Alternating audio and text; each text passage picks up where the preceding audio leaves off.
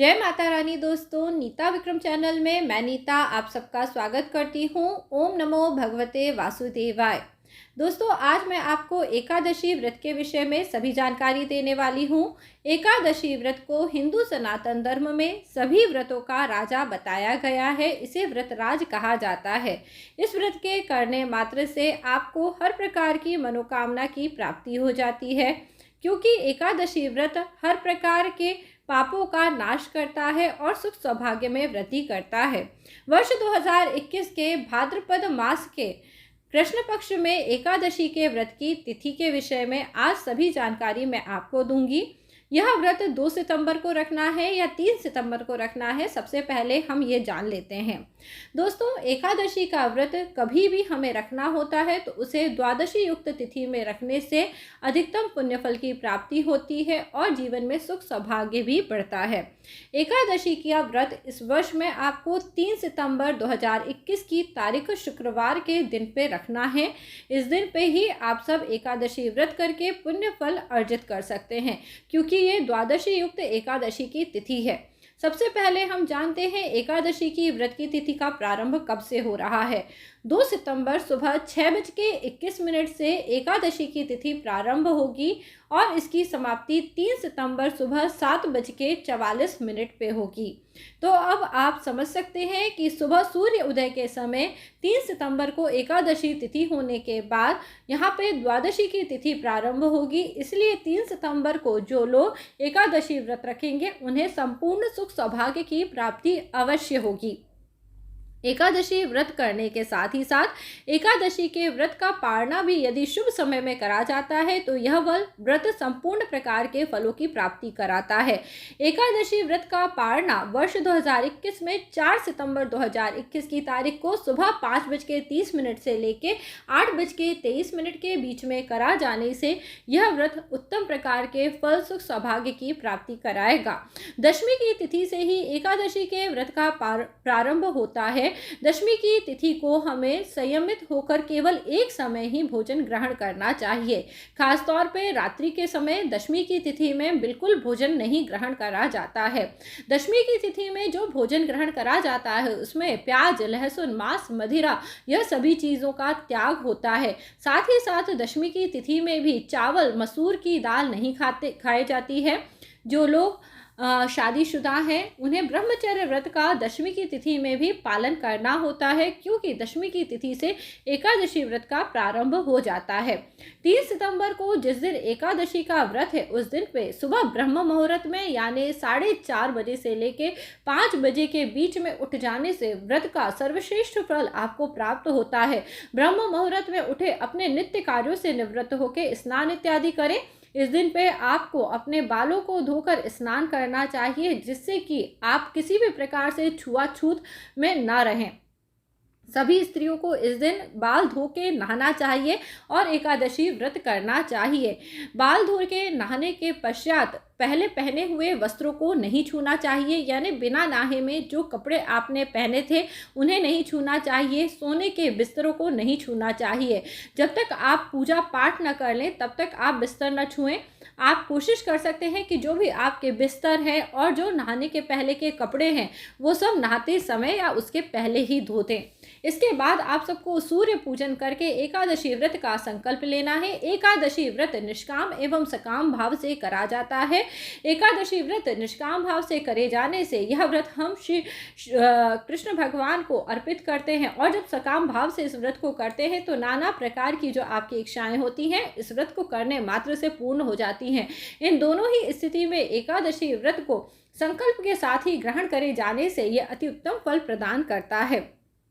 एकादशी व्रत का संकल्प करना बहुत ही आसान होता है। कोई भी व्रत जब आप संकल्प करते हैं तो अपने अंगूठे को अपनी पहली उंगली से आपस में जोड़ लें और हथेली में थोड़ा सा जल ले लें, सुपारी ले लें, पैसे ले लें, यानी कोई सिक्का ले लें, पीले रंग का पुष्प, तुलसी का पत्ता, तिल अथवा जौ हाथ में लेके भगवान श्री हरि विष्णु का ध्यान करें। क्योंकि एकादशी व्रत विष्णु भगवान के लिए करा जाता है, इसलिए इस दिन विष्णु भगवान का ध्यान करके विष्णु विष्णु विष्णु इस प्रकार 3 बार उच्चारण करें और बोले, मैंने ये भाद्रपद माह के कृष्ण पक्ष की अजा एकादशी आज इस व्रत को रखा है, मेरा नाम ये है, मेरा गोत्र ये है। अपने गोत्र का ज्ञान न होने पे आप अपना सरनेम भी यहाँ पे ले सकते हैं। और इसके बाद हमें प्रभु से प्रार्थना करते हुए कहना चाहिए कि आज हमने यह अजा एकादशी व्रत करा है, हे प्रभु आप हम पे कृपा करें, और आपकी यदि कोई भी इच्छा है तो वह इसके बाद आप बोलें हे प्रभु आप हमारी इस इच्छा को पूरा करें।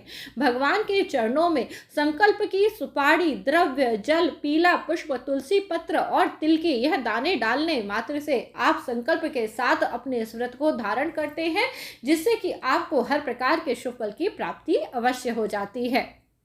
इस प्रकार से व्रत उपवास रखना चाहिए और आपको श्री कृष्ण भगवान का पूजन अर्चन इस दिन करना चाहिए।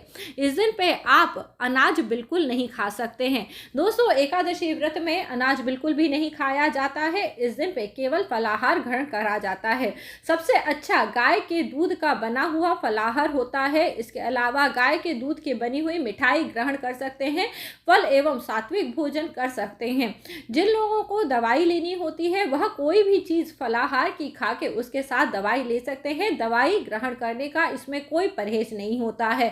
बस हमें ध्यान देना चाहिए कि एकादशी व्रत में हमें कभी भी चावल नहीं पकाना चाहिए। प्याज, लहसुन, मांस, मदिरा, इन सभी वस्तुओं को कभी भी हमें अपने प्रयोग में नहीं लाना चाहिए और ना ही किसी और का दिया हुआ अन्न, प्रसाद इत्यादि इस दिन पे ग्रहण करना चाहिए। एकादशी व्रत केवल अपने घर के ही अन्न एवं अनाज को खा के करना चाहिए। अन्न नहीं खाते हैं यानी सात्विक फलाहार आपके घर का होना चाहिए, जिसको खा के आप यह व्रत करें। एकादशी के दिन पे तुलसी के पत्ते कभी नहीं तोड़े जाते हैं, इसलिए एक दिन पहले ही तुलसी के पत्ते तोड़ के उन्हें रख लेना चाहिए। कभी भी तुलसी के पत्तों को पानी अथवा जल के लोटे में डाल के नहीं रखना चाहिए, इससे तुलसी जी खराब हो जाती हैं। हमेशा एक साफ सुथरे बर्तन में तुलसी जी के पत्तों को तोड़ के एक दिन पहले ही रख लें। इस दिन पे यदि आप तुलसी के पत्ते नहीं तोड़ पाते हैं तो तुलसी जो नीचे गिर जाती है उन तुलसियों को उठा के धो के उनका पूजन में प्रयोग कर सकते हैं। यदि किसी भी तरह से आपको तुलसी दल की प्राप्ति नहीं होती है तो इस दिन तुलसी माँ के सामने विनती करते हुए विनम्र भाव से उनसे बोलना चाहिए, हे माता मैं आपके कुछ तुलसी के पत्ते ले रहा हूँ। इस प्रकार से कह के कुछ तुलसी के पत्ते आप ले सकते हैं, परंतु कोशिश करें एक दिन पहले ही आप तुलसी के पत्ते तोड़ लें। जब भी एकादशी का व्रत करें उस दिन पे झूठ कभी नहीं बोलना चाहिए, क्रोध नहीं करना चाहिए, किसी के साथ कोई वाद विवाद बतंगड़ की बातें नहीं करना चाहिए। एकादशी व्रत करने वाले दिन पे हमें पेड़ों को नहीं काटना चाहिए। एकादशी व्रत करने के लिए हमें इस दिन पे दाढ़ी मूछ नहीं बनाना चाहिए, शरीर के बालों को किसी प्रकार से अलग नहीं करना चाहिए। इस दिन पे आपको अपना ब्रह्मचर्य व्रत का पालन अवश्य करना चाहिए। घर के लोग जैसे बड़े बुजुर्ग, घर के हमारे जो सयाने लोग होते हैं, अपने गुरु और किसी भी मित्र इत्यादि की निंदा नहीं करनी चाहिए। यहाँ तक कि जो लोग किसी और की निंदा कर रहे हैं हमें उनके पास भी नहीं जाना चाहिए। ऐसे दिन पे दोस्तों सूतक पातक में भी आपको अपने व्रत का पालन जरूर करना चाहिए।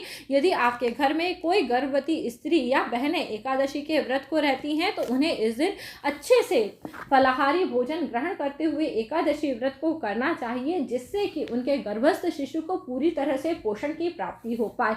जो लोग पीरियड अथवा मासिक में हैं उन्हें व्रत पूजा नहीं करनी चाहिए, परंतु व्रत अवश्य करना चाहिए। एकादशी व्रत सभी प्रकार के नियमों से करा जाने से उत्तम फल को प्राप्त कराता है। एकादशी व्रत के पूजन की संक्षिप्त में विधि आपको बता रही हूँ, इसे आप कर सकते हैं। अपने घर के पूजा के मंदिर में भी एकादशी व्रत के लिए भगवान श्री हरि विष्णु का पूजन अर्चन कर सकते हैं, अथवा एक चौकी अथवा पटा लगा के उस पर पीले रंग का कपड़ा बिछाएं। हो सके तो कलश की स्थापना करें, यदि संभव ना हो तो बिना कलश स्थापना के ही श्री कृष्ण भगवान का पूजन करना चाहिए अथवा श्री हरि विष्णु भगवान का पूजन करना चाहिए।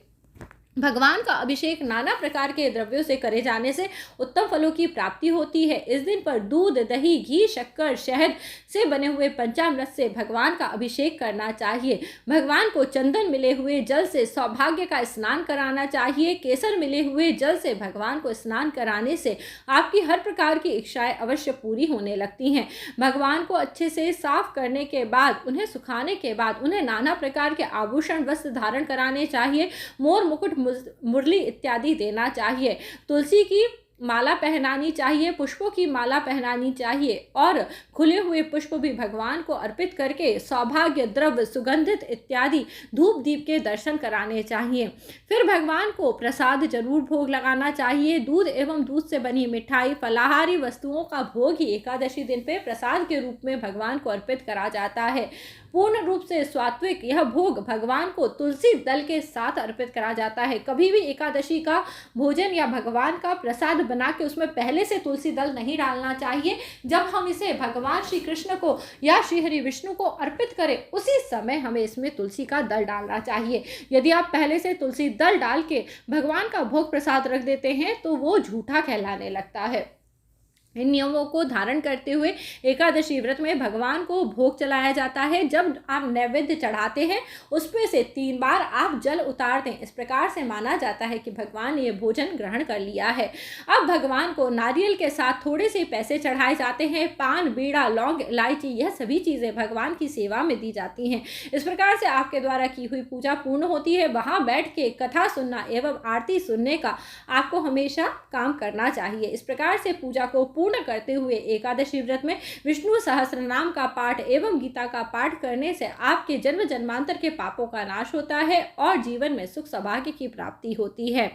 आपको हमेशा अपने शरीर का ध्यान जरूर देना चाहिए। एकादशी व्रत वैसे तो दोस्तों निर्जला करा जा सकता है, परंतु निर्जला व्रत करने से आपके शरीर में बहुत कमजोरी आ सकती है। इसलिए एकादशी व्रत पे फलाहार एवं जो सात्विक भोजन है उसको ग्रहण करके आप व्रत करें, क्योंकि आपको अपने शरीर का ख्याल हमेशा रखना चाहिए। व्रत का ये मतलब नहीं है केवल हम व्रत करें और बैठ जाएं, कोई कार्य न करें, बल्कि व्रत के दिन पे हमें अपने शरीर को हमेशा कार्य में लगाए रखना चाहिए और प्रभु के नाम का स्मरण करना चाहिए। सुबह के समय जो लोग पूजन करते हैं उन्हें व्रत के दिन पे कम से कम 2 बार पूजन करना चाहिए। शाम के समय तुलसी जी के सामने दिया अवश्य जलाना चाहिए और अपने घर के मंदिर में भी दीपक अवश्य प्रज्वलित करना चाहिए। रात्रि जागरण का एकादशी के दिन पे विशेष महत्व होता है। दोस्तों रात्रि 4 प्रहर की होती है। 6 से लेके 9 बजे तक रात्रि का पहला प्रहर होता है। 9 से 12 तक रात्रि का दूसरा प्रहर होता है। रात में 12 से 3 बजे के बीच में रात्रि का तीसरा प्रहर होता है एवं रात्रि का चौथा प्रहर सुबह 3 बजे से लेकर 6 बजे के बीच में होता है। आपसे जिस समय पे हो सके उस समय पे प्रभु स्मरण, प्रभु ध्यान, प्रभु भजन अवश्य करना चाहिए। भजन, कीर्तन, मंत्र जाप इत्यादि करने से एकादशी व्रत के सभी नियमों का पालन करते हुए आपका व्रत अच्छी तरह से पूर्ण होता है, जिससे कि भगवान आप पे प्रसन्न होते हैं और आपको नाना प्रकार के फल, सुख, सौभाग्य की प्राप्ति होती है। इस प्रकार से एकादशी व्रत करने से श्री हरि विष्णु की अद्भुत कृपा आप सबको प्राप्त होती है। अगले दिन सुबह उठ के फिर से दोबारा पूजा पाठ करके एकादशी का जो दान होता है उस दान को ब्राह्मण के निमित्त निकाल के या ब्राह्मण को भोजन करा के एकादशी व्रत का पारणा करने से आपको एकादशी व्रत का संपूर्ण फल प्राप्त हो जाता है। दोस्तों इंसान के शरीर का जन्म लेना और शरीर की मृत्यु होना यह एक निरंतर प्रक्रिया है। ऐसे में जो लोग एकादशी व्रत बहुत ही सच्चे भाव से करते हैं और भगवान के श्री चरणों में अपने व्रत को पुण्य फल के साथ अर्पित कर देते हैं, उन्हें बार बार जन्म नहीं लेना पड़ता। उनके जीवन में सुख सौभाग्य ईश्वर की कृपा से सदैव बना रहता है। इसी प्रकार यदि आप एकादशी का व्रत कर रहे हैं, विशेष तौर पर अजय एकादशी का व्रत कर रहे हैं, तो वर्ष 2021 में अजय एकादशी का व्रत 3 सितंबर 2021 को कर सकते हैं।